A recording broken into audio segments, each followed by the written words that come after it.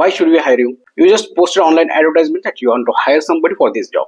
So I am here. You can hire me. Why are you making complicated by asking this question? This is such a illogical, such a stupid question. तर मित्रांनो, interview मध्ये अशी उत्तरं फक्त बॉलिवूडच्या मूवीमध्ये किंवा इंस्टाग्रामच्या reel मध्ये चांगले वाटतात. इंटरव्ह्यूवरने ऑनलाईन जॉब पोस्ट टाकल्यामुळे त्यांनी कॅब बुक केलेली नाही.